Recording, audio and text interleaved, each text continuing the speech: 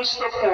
Narito po din ang update natin para sa lagay ng ating panahon ngayong umaga po ng June 12, 2024 na kung saan sa ngayon ay patuloy pa rin nakabagat ang hangin na umihip sa kalurang bahagi ng ating bansa at meron po tayong intertropical convergence zone na nandiyan po sa may southeastern part ng Mindanao at sa ating long range forecast. Wala pa rin naman pong bagyo na namamataan na tatawid dito sa ating bansa hanggang sa susunod po na 2 linggo.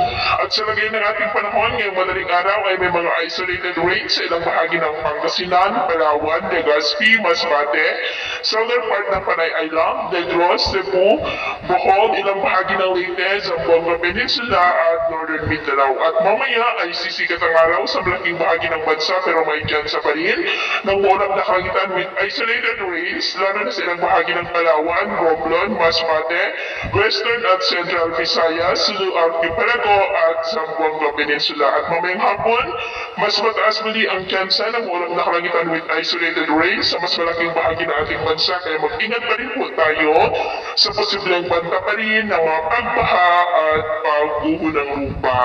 At kung mga baybayin, wala naman po tayong nakatasan ng mga warning signals pero tayong mag-ingat lamang po kung papalaot tayo para mas makaiwas sa mga sakuna.